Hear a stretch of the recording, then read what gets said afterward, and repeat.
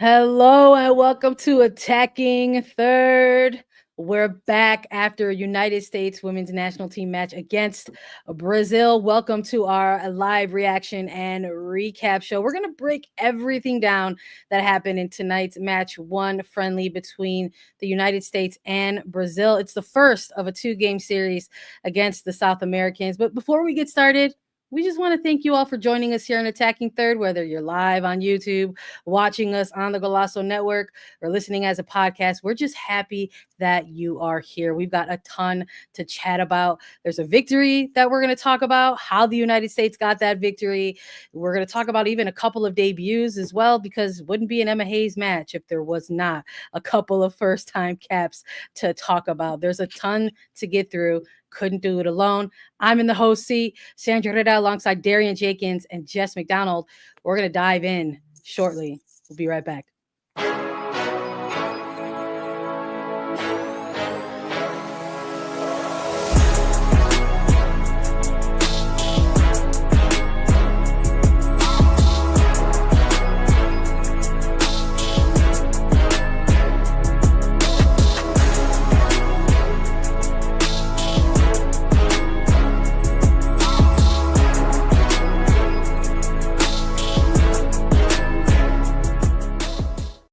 Hello, we are back. We got to talk about, spoiler alert, a 2-0 victory for the United States against Brazil. We got some good vibes going here. Let's start with a vibe check. Darian, how you doing tonight? Vibe's a 10 out of 10. Vibe is a 10 out of 10. I love the energy Brazil brought, because that was going to make or break some of these young players. And I think we saw everybody rise to the occasion, and I'm here for it. Jess, how you feeling? Man, I am with you. I am buzzing right now after that game. I mean, I was at the edge of my seat at the very start, and just trying to transition into this show tonight with you awesome ladies. So yeah, I'm over here at 10 out of 10. Let's dive in. Let's talk a little bit about how we got here. Allow me to set the scene a little bit, similar to our preview, just sort of the overarching view, what was at stake, some of the storylines going into this first match against Brazil. First time that these two teams have gone head-to-head since their meeting in the gold medal match during the 2024 Paris Olympic Games, and we all know how that turned out. Trinity Rodman has returned into the mix. She was named to the roster. Still a very young roster going into this international window. The average age was just at 25 years old, even though the She Believes Cup was a little bit lower, but we're still doing the youthful opportunities here for Emma Hayes. And it's a little bit of a homecoming. We knew that this game was going to be at SoFi, so maybe it was a little bit of a hint of who we were going to see sprinkled into that starting lineup, because there's a lot of Cali natives and ones that are specific to the region there around Los Angeles. Let's start with the starting 11, though. When it finally dropped, let's get some first reactions. This is how it rolled out. The starters, we had Fallon Tullis-Joyce in net. Congratulations. Emily Fox, Tara McCown, Emily Sonnet, Crystal Dunn rounding out the back line. Sam Coffey, Lindsay Heaps, Ali Sentnor, Trinity Rodman, Katarina Macario, and Alyssa Thompson to round out that 11. Jess McDonald, what were you doing when you saw this lineup drop? And how did you feel when you saw it? I was so pumped, first and foremost. So now I'm going to tell the public, because I told y'all in our meeting beforehand. I was Googling Fallon Tullis-Joyce about 10 minutes before the starting lineup came out, because I'm like, this girl, she's absolutely phenomenal. She's hard to play against, to score against. I played against her enough when she was with Seattle Reign. And I'm like, man, I would love to see her get some minutes in one of these two friendlies. And then sure enough, 10 minutes later, she's in the starting lineup. So I was pumped for this young woman. So I thought she was phenomenal today. So that's what I was most excited about. And then just looking at the entire starting lineup, all 11, I was excited. I'm like, this is going to be a dominant performance from the start. So I was juiced, and I still am right now. Nice. I loved it. My thought was, damn, Sandra's right again. She be knowing these freaking lineups, and I know I'm gonna be wrong. I need to not even try. I need to put in what I hope for, not what I actually think, because what I think is incorrect. Let me just try to channel what Sandra Herrera is putting out and what she's gonna put on. Because damn, Fallon Tullis-Joyce started the game, ended the game on top. I mean, talk about a statement. But the piece that stuck out to me when I first saw this was Ali Sentnor in the 10. Ali Sentnor in the 10. And my initial thought was her and Macario are going to be flip-flopping. We're going to see a rotation. We're going to see combination. That space is going to be really, really exposed. And we saw it happen in the game. I love this. Emma Hayes is brilliant. But Sandra, I want to know your initial thoughts. Were you like, did you walk with a little pep in your step when you strut around the house a little bit more when you saw PTJ in the goal? Listen, bless everyone who's joining us live or on Golasso, because I had to put my hair down for that one, Darian. Because listen, it is tough to do any projections in the Emma Hayes area because you just truly never know what you're going to get, especially in these next 2 years in the build up to the next cycle.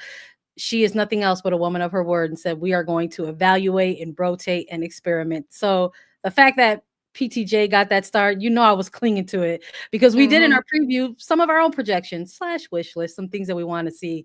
And that's kind of the way I went. Got to listen to your heart sometimes. And just listening to some of the stuff coming out of some of the availabilities with Emma Hayes, she said that is a position that they are definitely looking at, that they're working on narrowing, that they haven't quite narrowed it down just yet. And now that Fallon Joyce has gotten some time into these camps, they got to see really what she's about and what a game. So I was thrilled to see her in the starting 11 for sure. But I really like seeing Tara McCown in the mixer as well. This was another huge opportunity, in my opinion, after coming out of She Believes and getting a couple games against Brazil now.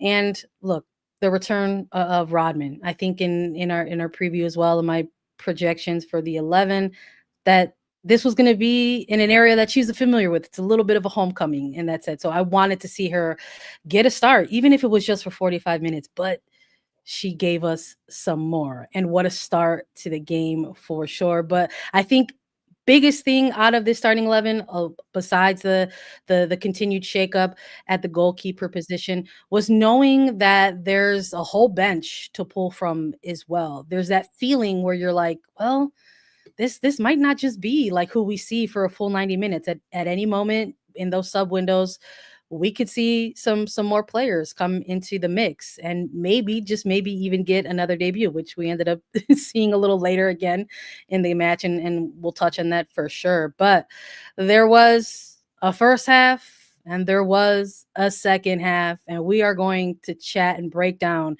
some things that stood out to us over the course of the first half. Stick with us. We'll be right back after a quick break.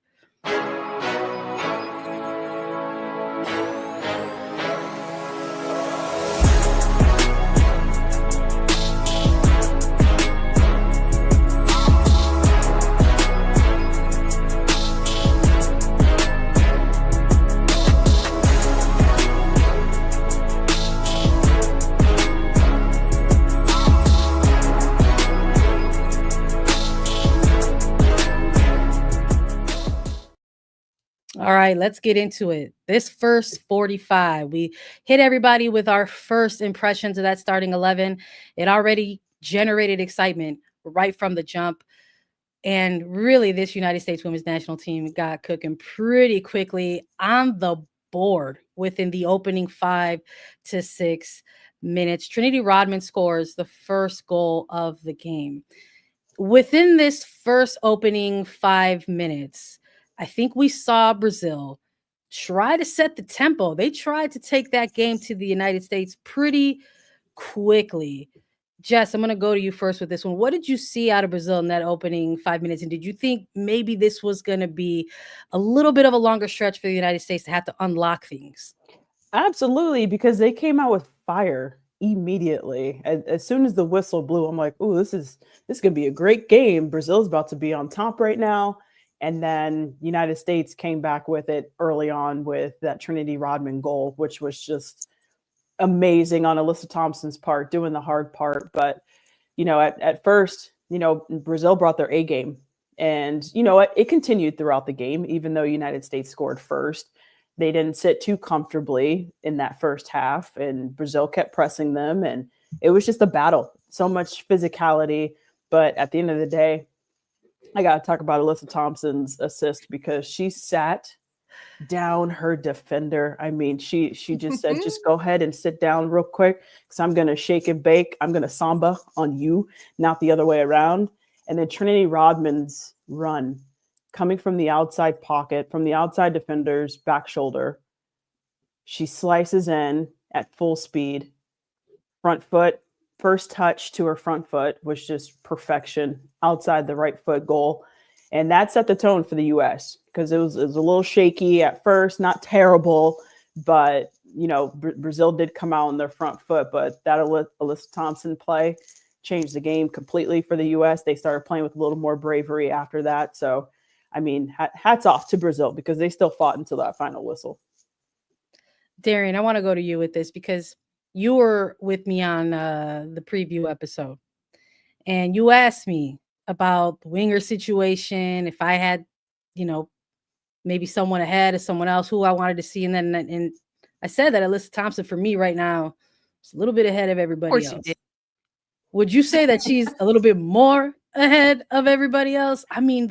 Maturity. The maturity for me. That's what I said last episode, and I'm going to say it again. It's the maturity for me when it comes to Alyssa Thompson. Yes, that goal changed the game, 100%. But how did the recognition from Thompson help kind of facilitate this change? Y'all, she is 20.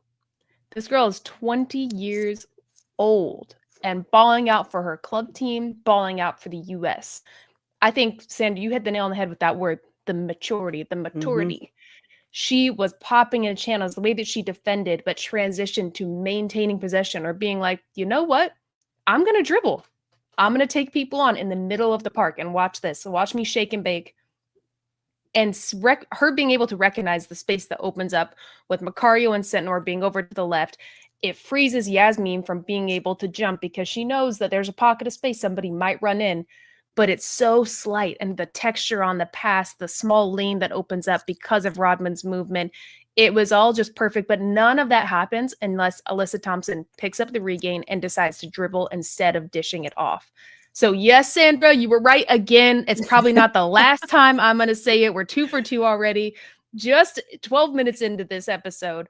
But yes, her decision-making was superior to most of the veterans that we saw on that team. I think she put such a staple in her position on this women's national team because not only can she run in behind and go 1v1, she's going to pick the ball up at the top of the center circle and set somebody else up for a goal. And we haven't seen that from her game until just recently, and we saw it consistently throughout the match. Yeah, 100%. I want to let Alyssa Thompson maybe speak on it herself. Ahead of this game, there was some match day availability, and she was asked about going up against Brazil. And right off the back, she says they match up 1v1. They isolate everyone on the field to have numerical advantages.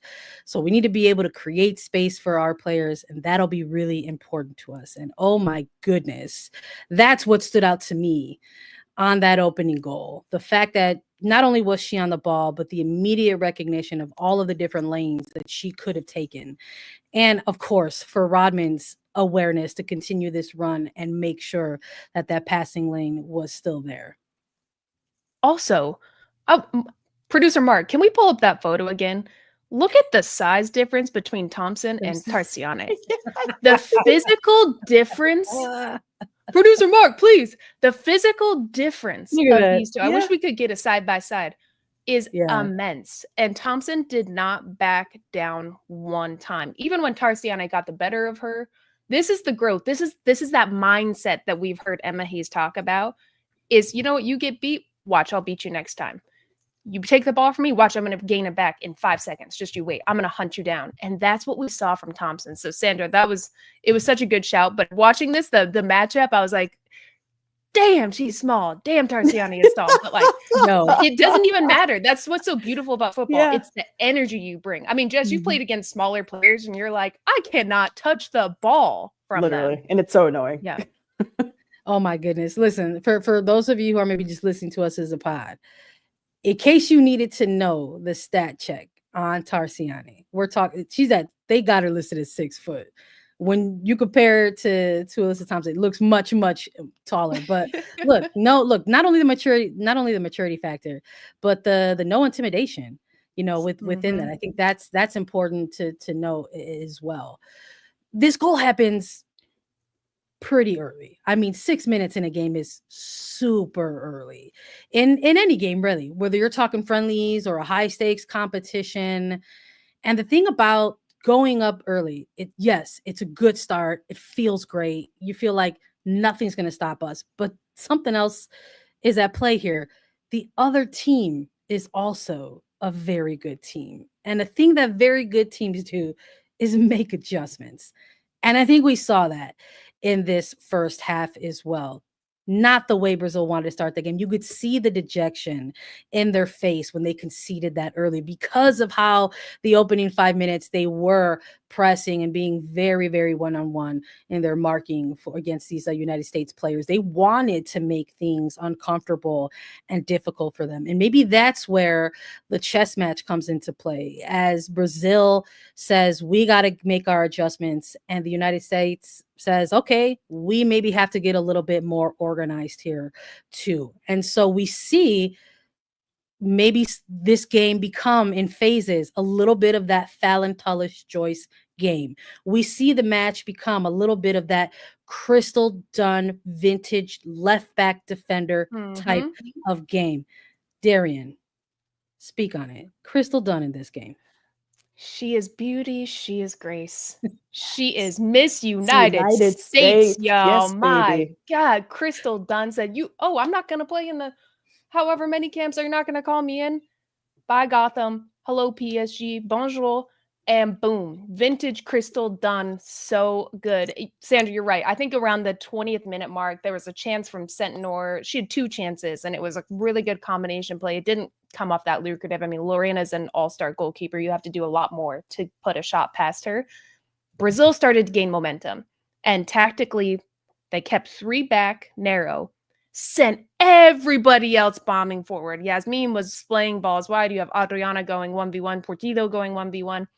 But man, Fallon Tullis-Joyce stood on her head. She came out big. She didn't look intimidated. To me, the biggest difference we're seeing from her, from other keepers that are coming into these camps, I didn't see her bobble and look nervous. I think she stepped into this being fearless, and she showed up big. She had a really good save. It was a big ball from Yasmin. Sonnet does really well to recover, but it's Portillo 1v1. She takes the shot. It goes past Sonnet. Fallon Tullis-Joyce comes out big, pretty much wiping Sonnet out, but also blocking the shot. And just, Sonnet, she's going to be psyched that happened. She's not worried about being wiped out by her own keeper. It kept the ball out of the back of the net, but energy from Fallon Tullis-Joyce is what we needed. Confidence, that quiet confidence. You were never worried when the ball went back there. From that moment on, it set the tempo for the entire back line and the team knowing that, we got somebody safe that we can rely on when things break down. Inevitably, they're going to. Brazil is a great team. But man, she rose to the occasion. And Sandra, again, I got to give you your flower because you predicted this. Yeah, I want to know what you thought of those opening moments, because from everyone else, every other keeper, I think we see the nerves. I didn't think we saw that from PTJ. Listen, introverted and quiet just means that you're observant and calculated, in my opinion. There's always different ways to look at different things. And I think for Fallon Tullis-Joyce, for me, when we saw Brazil make those adjustments, a little bit was about just making sure, reminding themselves that they're a good team. They have capable attackers. Once they got on that ball and had a good look, just pop off. And we saw them doing that. And even though maybe there might be some folks that are like, it's questionable shot selection, for me, I love that Fallon Tullis-Joyce was so locked in that even if they were just a few hairs off, she was still guessing the right way. Left, right, up, low, mid. That is what was very impressive to me, how the presence of mind for Fallon Tullis-Joyce. And even if some of these were just outside of the box or a little bit inside in chaotic moments, her tracking the movements there, I was really, really impressed with seeing that. So when we talk about, maturity, I don't just mean for, the 20-year-olds on the team. Maybe sometimes that's also for the 28-year-old getting her first debut in a very high pressure position. The goalkeeper position, I think we can all agree, comes with a layer of pressure that maybe isn't on the other 10 players on the pitch. Jess, I'd like to go to you with this actually, because there's a layer of pressure that comes for attackers as well. Like if there's no goals, people are going to be pointing fingers at the attack. There's moments in stretches in a game though where maybe the game is fed through the goalkeeper and the rest of the team is motivated through that. Or there's stretches of this first half where you maybe saw the attack feeding off of the defensive performance. Absolutely, especially after Valentilus Joyce came up big with that first save against Portillo. I mean, I was at the edge of my seat. I was ready to strap my boots back on, pregnant and all. Let's go. But when you have moments like that from your teammates, that gets you juiced. And especially for Valentilus Joyce, I'm sure that everyone in the starting lineup, everyone on the team who is on the roster right now was very excited for her first start, first and foremost.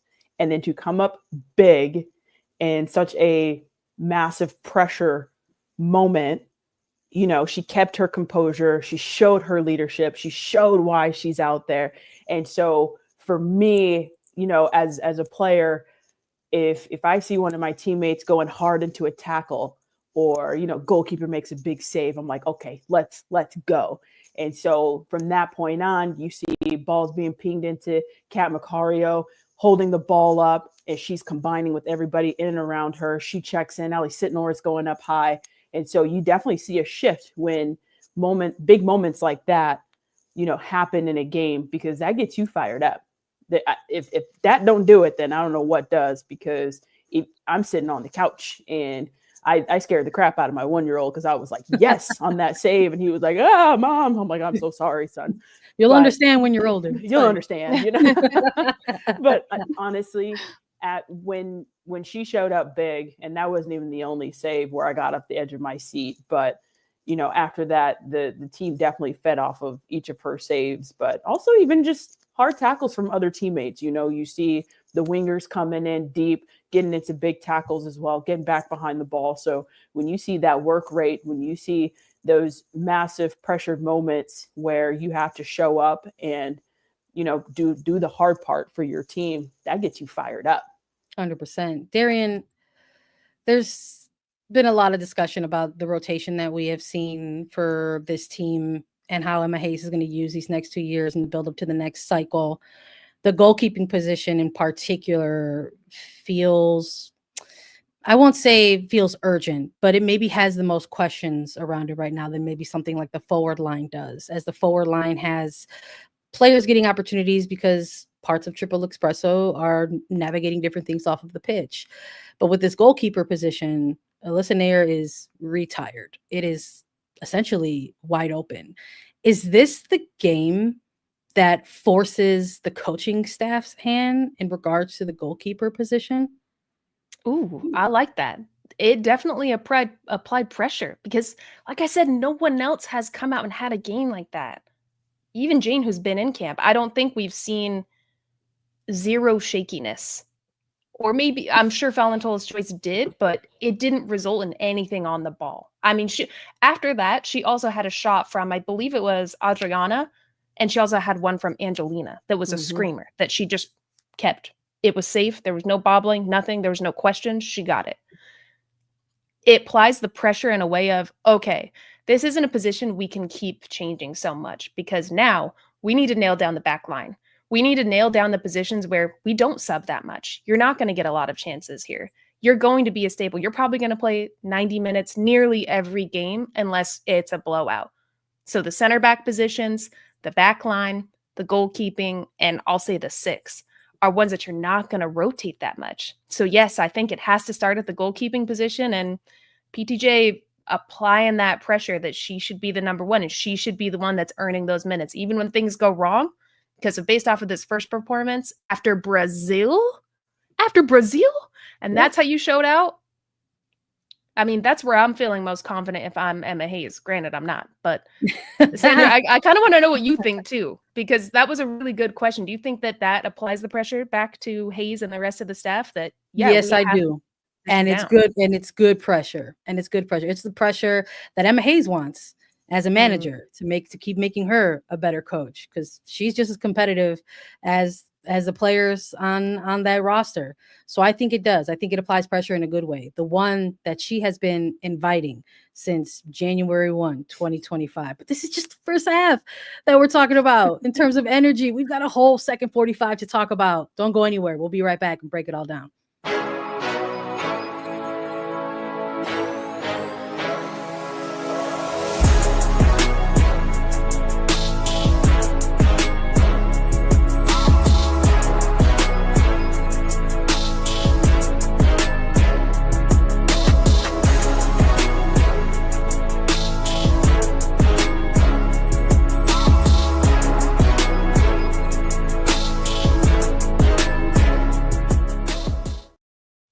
All right, we got to break down this second half. It's 1-0 at halftime, and Brazil started to level some things out, as we mentioned, over that first 45. They were getting those shots off. They were forcing Tullis Joyce into some different looks, and kept the attack honest. And honestly, it was nice to see. Look, Brazil is a good test, I think, for this team coming out of the She Believes Cup.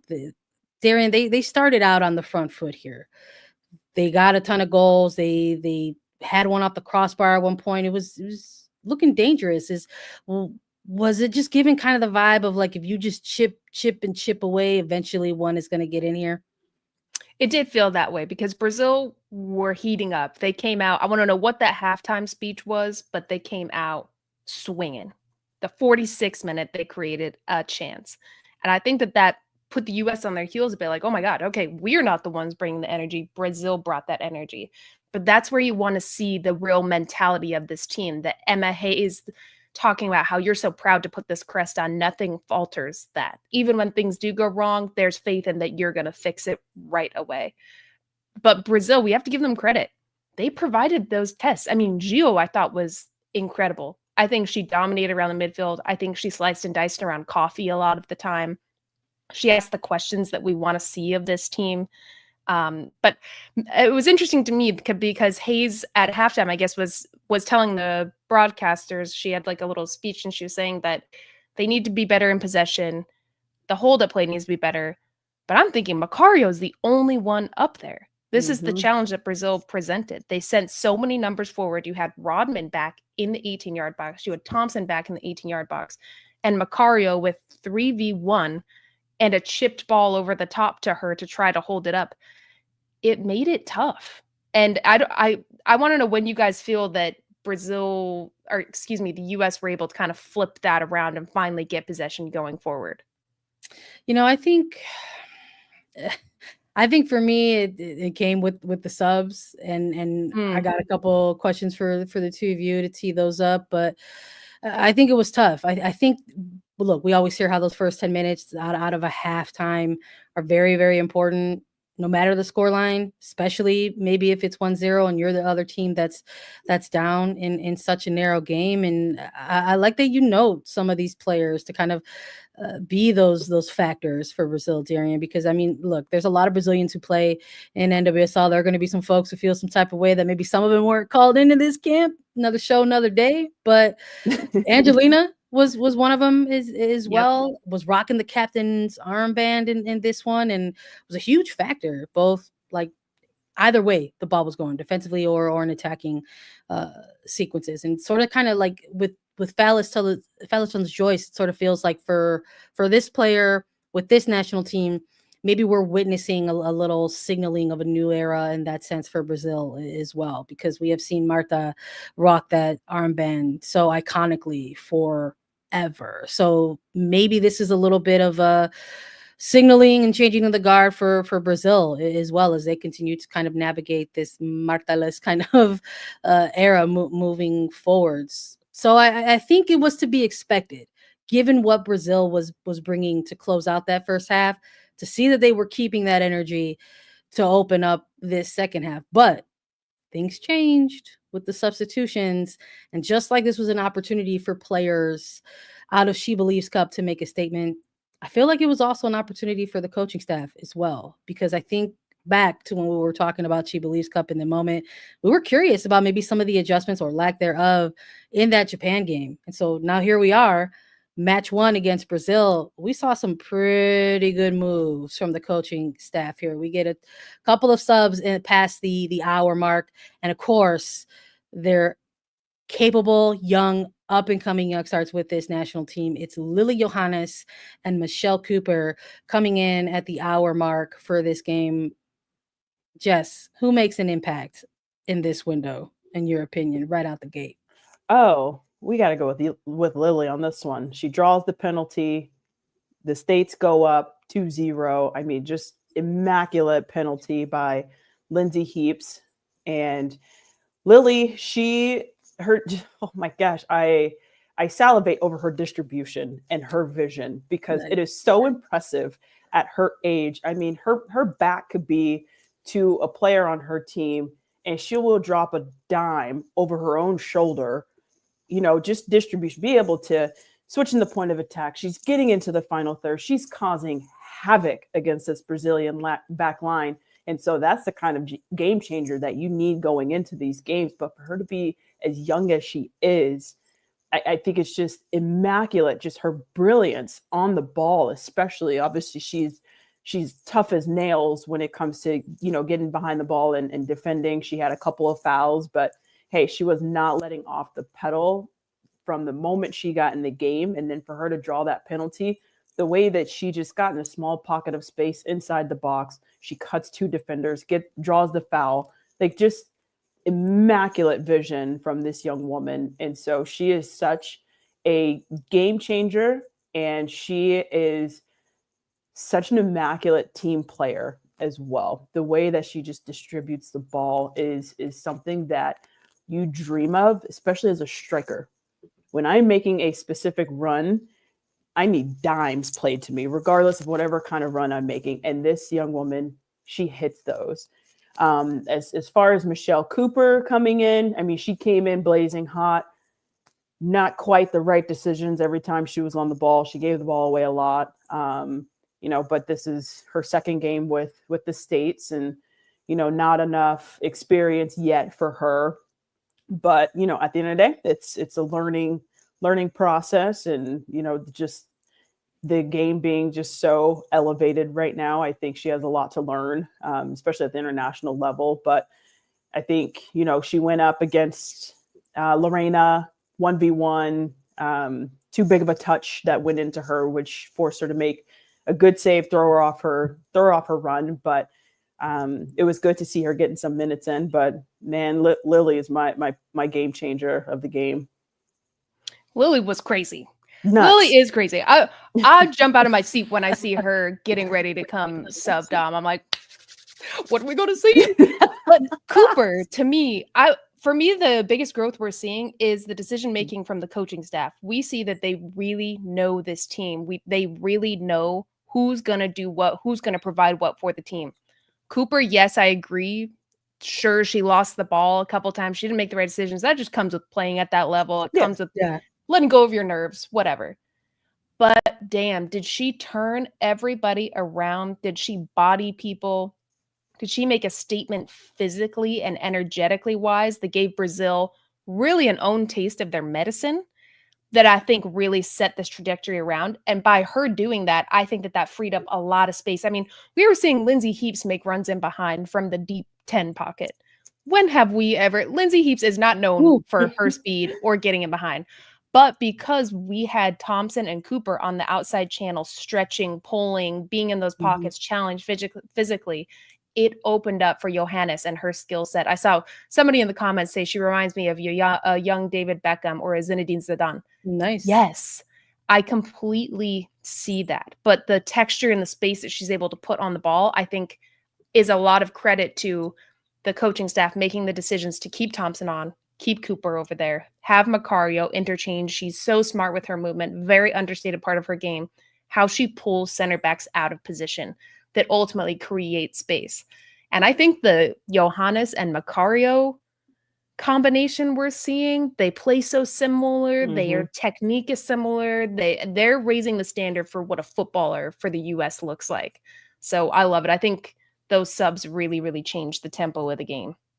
To your point about the coaching staff also working and growing alongside these young players that they're evaluating, it was, look, I'll just be frank, it was nice to see Lindsay Heap not higher at times in this game. It was great to sort of see her a little bit lower, kind of being more connective. And yeah, there were moments when Lindsay Heap found herself eating some grass in this game. But there's one thing I know about Lindsay Heap against Brazil. She's going to eat that grass and win those fouls, because she was winning those fouls. They were winning the free kicks, the resets, and I appreciate that in a game and against an opponent like Brazil for sure. But it's incredible to just hear you both be so reflective about Lily Johannes and just everything else that we have heard and seen really in just her short time with the national team. And it's understandable that Hayes is going to be vocal in her availabilities and say, take it easy, simmer down. Let's not, that's her job as a coach. Yeah. Check your player, your young player that you're building up and you want to develop. I thought it was very smart the way they utilized her in this game to sort of just kind of take it in on the bench and then get out there and kind of execute with what you've learned through observing on the bench a little bit. It's tough because Lily Johannes is a very good player who is so very clearly on her way to becoming a great player. And I think it's an exciting time to witness. And it should be, that's how they should continue to operate. This should be fun, right? It's not a year where there's a major international tournament right around the corner. There's a window of buildup here. So it is just nice to see this team not only playing with some of that DNA that we always hear so much about with this United States women's national team, but having fun along the way. I think that's really, really cool.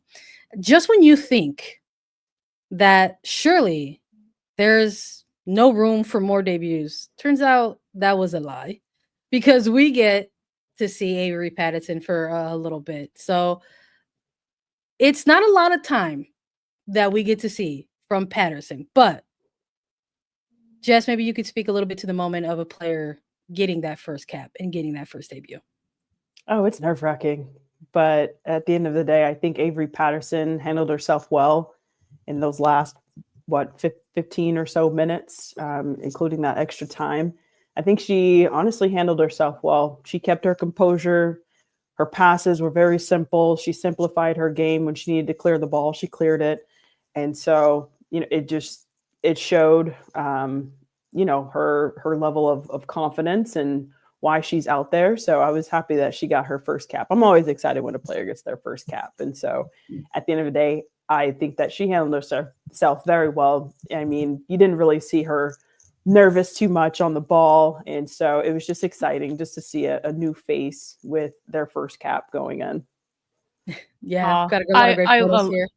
I love this photo. Like, this is what you dream of as a little girl, let alone your rookie year in the league, and boom, bop, bam, you're in camp. You get it. You get minutes. I mean, although very few, and you didn't do much in the game, I think it's a big testament to the coaching staff. They're never going to put you in a position that you're not prepared for. Mm-hmm. Starting Avery Patterson would have been wild. Like her and Mickey Owen on one side, they've never played together. Like she's young. She has a lot to grow. Emily Fox is a perfect person to learn that position under, but I'm so happy for her. The joy on her face and that smile is why we all love to watch, love to play, love to just be a part of this game and its culture for moments just like that. So I love it. And hey, more depth in that right back spot because we need it. Let's keep it moving. We've got more to talk about. This is just one game that we've recapped, but turns out we get another taste of Brazil coming up soon. We're going to wrap up the show with some final thoughts and some final takeaways. Stay tuned after a quick break.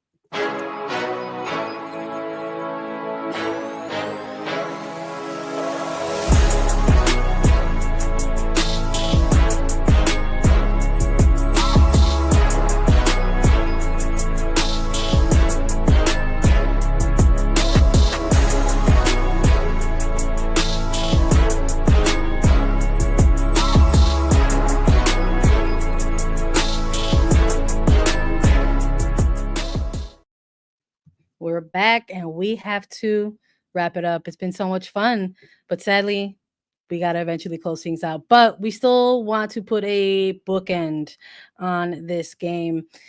And it's a good one to maybe ask about your team MVP out of this game, because we have talked over the course of the full 90 minutes here, and we have a lot of praise for a lot of different individual players. But when it comes down to this game, who is your match MVP, Darian?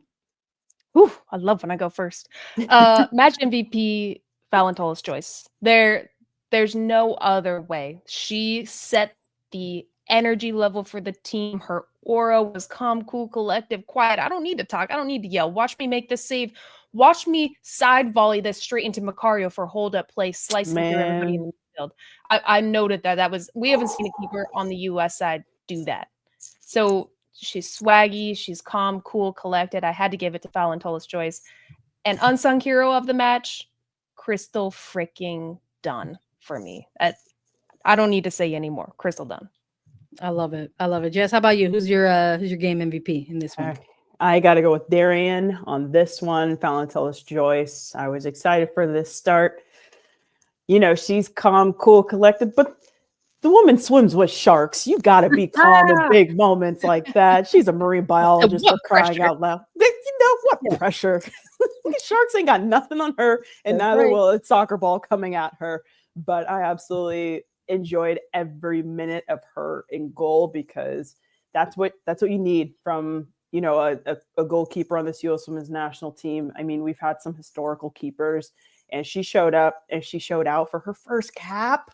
Come on, she didn't look shooketh. Again, she swims with sharks, so it didn't even surprise me, you know. So I was just so impressed. But, you know, secondly, it was tough between her and Alyssa Thompson. Alyssa Thompson, I love how she's just elevated her game over time. Just, she probably could have had a few assists this game, maybe a couple goals herself, but just watching her elevate her game, I mean, was just nothing short of amazing today. So I really enjoyed the two of them, but I got to give it to PTJ on this one. I think we're going 3 for 3 here. It's hard to move away from everything we talked about in this game. Yes, there were two goals, and it's a shutout. And I'm always going to love a shutout, especially against a good team with a good attack. I wanted to see Valentola's choice in this game to get the start. I was blessed, and she delivered. So I'm absolutely going with PTJ in this one. Came up with good saves, had great awareness, good positioning. And I love the shout out to the marine biology as well. I mean, you're right. Who could be intimidated? Because the ocean is a very intimidating place. So that's probably where Valentola's choice is just like, I'm not scared of nothing. If you're not scared of the ocean, you can't be scared of nothing. Let alone some goals, some shots coming at you from 30 yards away. If I had to give it to a close second, Alyssa Thompson for sure. You just thought maybe that goal was going to come, but she's going to settle for the assist out of this game. And it's so funny to think about that. It's just to settle for an assist, but she was absolutely crucial everywhere. She covered so much blades of grass out there on the pitch, found herself in good moments, capitalizing in pockets of space. You love to see it. And we keep noting the maturity, and we see it match by match by match for this very, very young player. So I'm going PTJ with the honors, and second place for Alyssa Thompson. Maybe underrated for me. I'm going to shout out to you, Darren. You're like, someone else underrated for me. I think for me, underrated, maybe Katarina Macario, another player not on the score sheet, but I thought had a really, really good game. Someone else who is showing us match by match that she is also has returned to the United States Women's National Team. Game 2 coming up, though. They got a quick turnaround, as any team does in the international window. Who do you need to see more from, and who do you want to see more from, Jess? You know what? I would love to see a sprinkle of Ashley Hatch. I love that she got in today. You know, she got a few minutes, so we'll see if she gets that start next game, because she's been shining so well for her club, Washington Spirit. And I mean, Kat Macario, she was just absolutely incredible today, you know, at the 9 position. She held up the ball. She combined with everyone. She brought even her Brazilian roots into the game, you know. And so at the end of the day, I would love to see a little sprinkle, a little more of some Ashley Hatch, because I'm I'm an Arizona native, so is Ashley. So I just want her to thrive at the end of the day. There's nothing wrong with showing Homer. love. So there's nothing wrong with showing love. I'm here for it. I'm here for it. How about you, Darren? Who do you need to see a little bit more from in match 2? Jaden Shaw. I think we've been talking about her a long time of, oh, I can't wait to see the Shaw we saw in the W Gold Cup. Oh, we didn't get to see her in the Olympics. We're not really seeing her with club play. We're not seeing her get a lot of minutes in camp, which is a reflection of how you're training at camp, how you're performing with your club team. I want to see her back and confident and playing like the free Jaden Shaw that we know. I don't know if it's an overload of information. I don't know if the competition level other players are showing out at camp, but it's a big nod that you got minutes in this game. A lot of players didn't get minutes. So when you get those, come in and be effective. Take your shots, dribble through the middle of the pitch. Like that is what she's so good at. She's knocked Abby Erceg off of the ball 1v1. Mhm. You can do it against this Brazilian team. So I want to see more from her. I hope she gets more minutes in the second leg, but I need more to be convinced that she's in this core group that Emma Hayes is looking at going forward.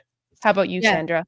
I'm with you, D. I think it's feeling more and more like players who are ready now and players who are ready later. What we've heard from Emma Hayes as she continues to kind of evaluate this more expanded player pool. And I think Shaw kind of fits in there. And I think you can listen in some of the framing around it in her answers with this player. She reminds the media often that she's also very young and she went pro very young. And so at this point, maybe she's kind of, you're like, wow, this player has been playing for, 3 years now, and maybe when are we going to see it? We want to see it. So it takes time. It takes time for sure. But this is that time, though. This is that window. This is that build for 2027. So hopefully we continue to see that. Maybe we will get to see that in match 2. I'd also like to give a little special shout out to Claire Hutton because I like what we saw out of her in She Believes Cup. So I'd like to see what she can do against Brazil. So maybe we'll get to see that in match 2. Match 2 coming up on Sunday. United States will take on Brazil, on Tuesday, April 8th. At 10:30 p.m. What a quick turnaround. That's a huge turnaround. Don't listen to me, y'all. That's why I'm not a coach. Brazil and USA, Tuesday, April 8th, 10:30 p.m. Eastern. And of course, it wouldn't be a late one if there's not A3 late into the night. We're going to be doing a recap on that one too. So make sure you tap in and join us right after that game. We will have all the recaps and reactions for you after that game. So make sure you follow us, like and subscribe. That's a wrap for me, Sandra Herrera, Darian Jenkins, and Jess McDonald. That's all we got for you. Thanks for being here.